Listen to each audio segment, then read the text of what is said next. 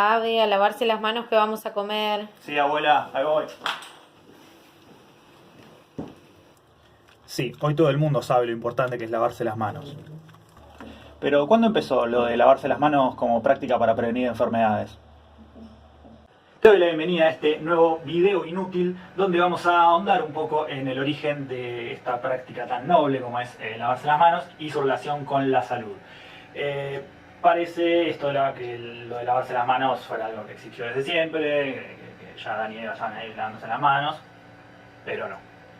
Antes de que me pregunten o me acusen, este video no forma parte de una campaña de lobby de empresas de jabón para las manos o de alcohol en gel, sino que me gusta la práctica de lavarse las manos y me parece esto un pequeño granito de arena más en el mundo de que la gente se lave las manos. Así que vamos a lo que nos compete. Primero me gusta, ya lo sabes, ir un poco para atrás, hurgar un poco en la historia y ver cómo funcionaba antes, así que hacemos una pequeña cronología. Y para recordar que bueno, ya culturas como la judía o la musulmana le dan una importancia bastante grande al tema de la higiene, incluso al punto de incluirlas en lo ritual. Desde un montón de tiempo, o sea, el medioevo o incluso más atrás, recordemos a Poncio Pilato lavándose las manos ahí en la Biblia. La aposta es que igual esto de lavarse las manos era una cuestión por ahí más de decoro que antes que de salud. Era, no sé, no tener las pegajosas o que no se te engrasara la pantalla del teléfono ahí cuando andabas por las escenas bíblicas. O también pensaba en el concepto de sándwich, creado ya por el conde de Sandwich en el siglo XVIII, que lo que quería el tipo era seguir jugando las cartas mientras comía sin ensuciarse las manos, o sea, como para poder seguir ahí timbeando, que igual, o sea, el tabú de esas cartas del siglo XVIII. Pero bueno, insisto, esto de tener las manos limpias no era algo que hacían por un tema sanitario, como si es lavarse las manos por un tema sanitario cuando te las lavas, digamos, que volvés de andar agarrado del caño del bondi. Porque te las lavás después de andar en bondi, ¿no?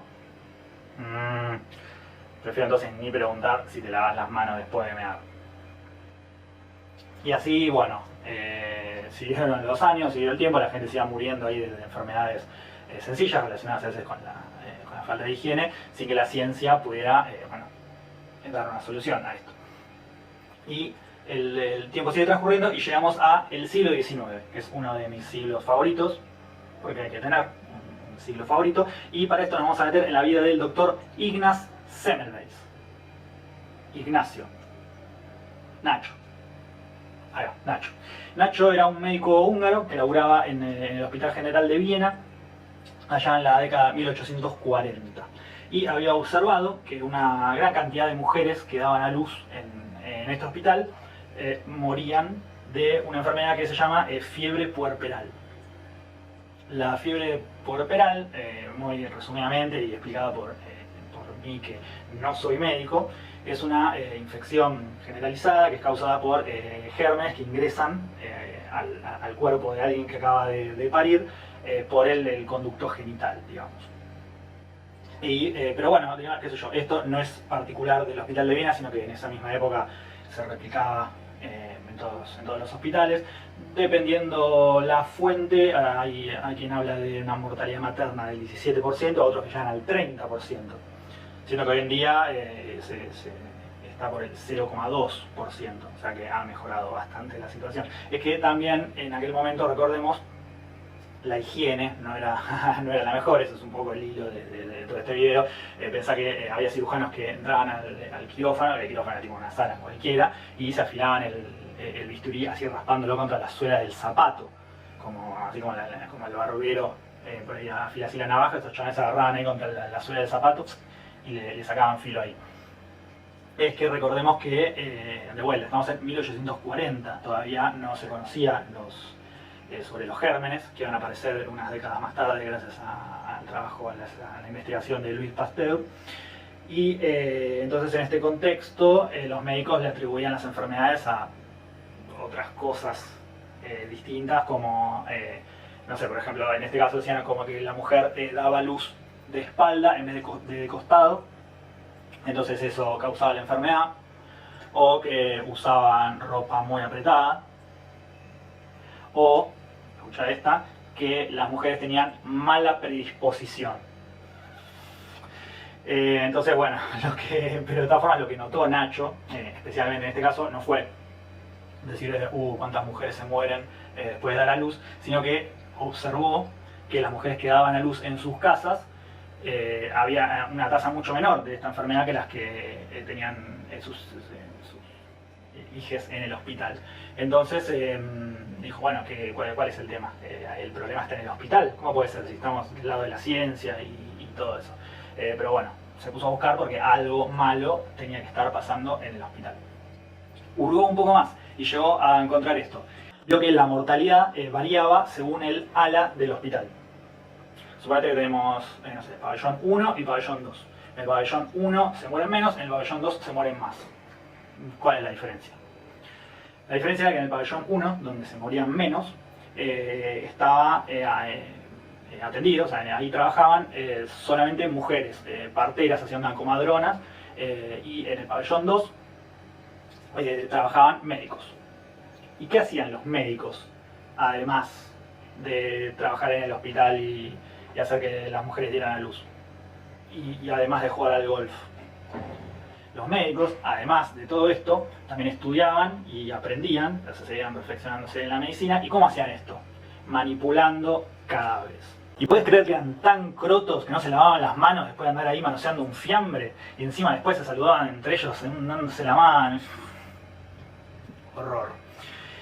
Y bueno, entonces Nacho empezó a probar y se dio cuenta de que con el simple hecho de lavarse las manos antes de atender un parto, dejaba de trasladar esto que él todavía no sabía qué era, pero eran los gérmenes. Y que con esto la tasa de fiebre puerperal bajaba muchísimo y se salvaban un montón de vidas. Así que fue Nacho corriendo a la gente del hospital, contento, a decirle su descubrimiento, mirá lo que dice, vamos a salvar un montón de vidas. Y nada. Nacho pensaba que, no sé, le iban a coronar emperador de Austria en agradecimiento por todo esto, pero ni bola, tuvo una recepción muy mala, de hecho al contrario estaban ofendidos los médicos, diciendo, pero ¿cómo nosotros le vamos a causar mal a los pacientes? ¿Cómo nosotros, que tenemos las manos que curan, las manos que sanan, cómo con esas mismas manos vamos a andar llevándole el mal a nuestros pacientes? No hay forma, Nacho, tómatela. Y le empezaron a hacer la vida imposible a Nacho. Que mientras tanto igual él seguía alentando a los colegas, él le decía a todo el mundo, lávense las manos, y cuando lograba que algunos le dieran bola, pues estaba con mucho esta división de médicos viejos más conservadores y los médicos jovencitos, que por ahí se copaban más con esto, enseguida se veían los resultados cuando la gente se lavaba las manos, porque posta que hacía la diferencia. Pero la mayoría, o los que manejaban todo, no estaban muy de acuerdo en esta onda, así que siguió la mala onda contra Nacho hasta que lo terminaron rajando. La salud mental y física de Nacho se deterioró, se fue al tacho, y lo terminaron metiendo en un manicomio. Y ahí, en un manicomio, murió en 1865 Ignaz Semmelweis, nuestro Nacho, a los 47 años. Vida corta y en algún punto triste para Nacho. Dicen que murió, o sea, murió en el manicomio. Dicen que fue por una golpiza, una paliza de los guardias del manicomio, pero durante mucho tiempo también circuló una leyenda de que decía que para probar su teoría había abierto un cadáver con un bisturí, y después con ese mismo bisturí se había hecho un tajo, una herida, para mostrarle a todo el mundo que tenía razón, más allá de que esto le terminara significando su muerte. Esto, si bien tiene su cuota de romanticismo, no pasó. Y bueno, con el tiempo esto de lavarse las manos se extendió a todos los hospitales y se salvaron miles de vidas. En 1853, o sea, unos años después del descubrimiento de Nacho, se enfrentaron el Reino Unido, Francia y el Imperio Otomano contra Rusia, contra el Imperio Ruso, en lo que se llamó la Guerra de Crimea. Ahí, en esta guerra, se destacó Florence Nightingale, o sea, Flor. Flor también había observado que en la tienda, en el hospital de campaña, ahí donde atendían a los heridos de guerra, las condiciones de higiene eran pero horrendas, todo lo peor que te puedas imaginar estaba ahí, así que simplemente puso a todo el mundo a lavarse las manos, nada más. Y con eso bajó la mortalidad una bocha y estaba todo el mundo feliz. De hecho, a diferencia de Nacho, Flor sí fue reconocida, fue homenajeada, al día de hoy es recordada por su gran aporte a la salud, además de ser una figura importante dentro de la medicina y dentro del feminismo también. Que eso, una suerte que no corrió Nacho, que es homenajeado mucho tiempo después y durante su vida la verdad que lo padeció bastante. Después, bueno, con los años llegarían un poco más de avances en esto. Estaban las investigaciones de Louis Pasteur para entender por qué pasaba todo esto de las enfermedades, para entender qué eran los gérmenes, para entender por qué era importante la higiene. Después, un poco más tarde, en la década de 1870, el británico Joseph Lister unió un poco todo esto, lo de Nacho, lo de Flor, lo de Luisito Pasteur, y profundizó un poco en la sepsia, en la antisepsia y en esterilizar todo instrumento médico para evitar andar llevando bichitos, ¿no? de acá para allá. Obviamente todo esto al principio generaba mucha resistencia en grupos más conservadores de la medicina. Los médicos más viejos no querían saber nada, que son todas giradas, que qué sé yo, cómo va a haber bichitos invisibles, que hay enfermedades, salía cada drogadicto. Pero bueno, sin embargo, pese a toda esta resistencia, las ideas fueron haciéndose lugar y hoy tenemos una medicina un poco más limpia. Y todo esto me da el pie para un pequeño epílogo, ya antes de cerrar, te juro que ya termina. Y quiero preguntarte si sabes quién es el que introdujo en Argentina todo este concepto de lavarse las manos y de la asepsia. Agárrate, fue Juan B. Justo. Claro, porque Juan B. Justo, antes de ser esta avenida de Mar del Plata, donde te vas a comprar un pullover, o la avenida interminable y serpenteante que se cruza media ciudad de Buenos Aires, o bueno, miles de calles y avenidas en todo el país. Antes de ser todo esto, Juan B. Justo era una persona, era un chabón. Igual, no sé, siempre pienso en esto, no sé si le decían Juan o Juan Bautista o Juanchi. No sé, es como, o sea, Juan B. Justo surgió después cuando yo era una calle, seguramente igual que Marcelo T. de Alvear, que ya la inicial pasa a ser parte del nombre. Un dato recontra mil random de Juan B. Justo. Juan B. Justo fue el autor de la primera traducción de El Capital en América Latina. La hizo en 1897 directamente del original alemán. Y Juan B. Justo también era médico, periodista, político. Es que, no sé, la gente antes era así, hacían mil cosas todo el tiempo. Yo hace un rato puse ropa a lavar y es como que ya está haciendo que mi día ya está hecho. Perdón, me estoy desviando, carajo, volvemos.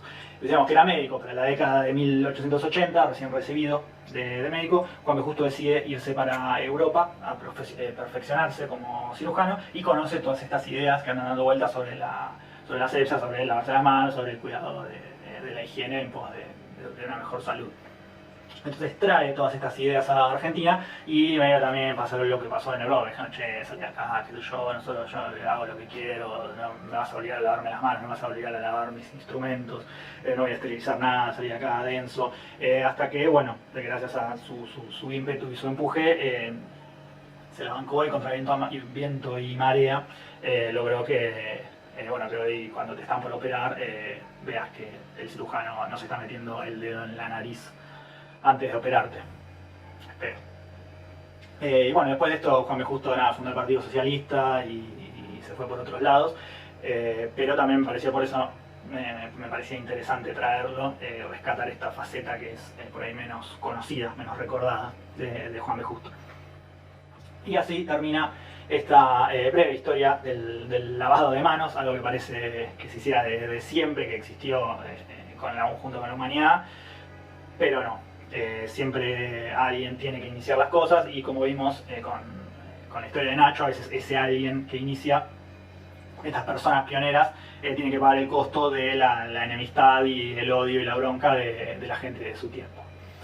Gracias por coparte con este video inútil. Si tenés un ratito, suscríbete acá a este canal, acá, por acá, no sé, seguime en Instagram, seguime en Twitter, agregame a los favoritos del Fotolog, pero fundamentalmente, lávate las manos. Nos vemos.